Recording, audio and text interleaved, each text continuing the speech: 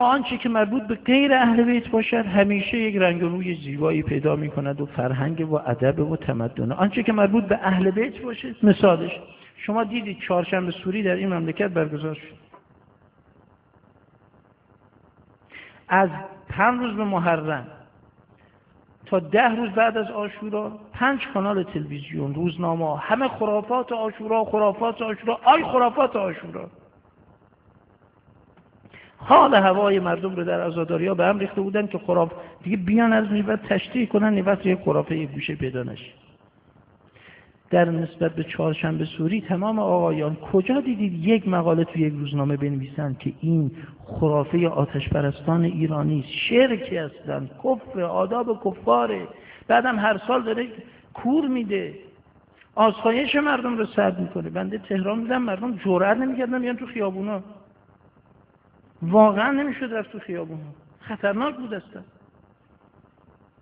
نه، اینجا که میرسه از اون ما توجیه میکنیم آقا جوانها نیاز به تخلیه هیجان هاشون دارن. عجب جوانها اگه سینه میزنن برای امام حسین میگید آقا نه اینا شوره، اینا شعور نیست. عجب چقدر با شعورید شما که فهمیدید اینا شوره. تا عزاداری برای حسین بکنند و گریه برای حسین کنند و به سر سینه شون برای حسین بزنند میگیم نه آقا اینا شوره، اینا ارزش نداره، شعور لازم است. خب الحمدلله. نوبت به آتش بازی و آتش پرستی و از رو آتش پریدن و ترقه در کردن که میشه آقا جوان نیاز به تخلیه انرژی داره. الحمدلله. عده‌ای در مجلس نشستن گفتن که آقا تعطیلات خیلی زیاده، ضرر به اقتصاد مملکت میخوره، چه کنیم؟ روز شهادت حضرت زهرا رو حذف کنیم از تعطیلی ها. آقای وحید التیماتوم دادن به اون عده. بعد ببینید همین ها خواهند آمد بگن که آقا روز 13 بدر که آیین اصحاب رست یه قوم مطرود ملعونی که قرآن رسما اعلام کرده که بر اینها عذاب نازل شد، چرا این روز باید تعطیل رسمی باشه؟ ندیگه اینجا تاریخ تمدن فرهنگ ایرانی 10,000 ساله ماست. 10,000 سال ننگ، 10,000 سال خرافه پرستی.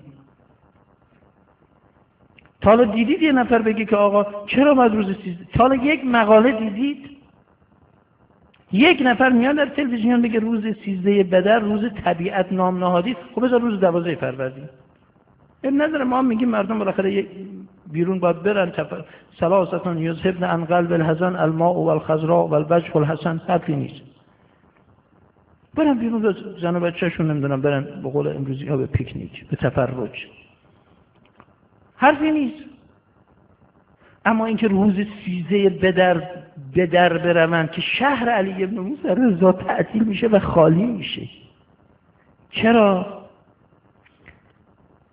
که قومی که در کنار رود ارس میزیستن، قرآن میگوید که اینها عذاب برشون نازل شد. اینها روز 12 روز رو جشن میگرفتن به عنوان بت پرستی.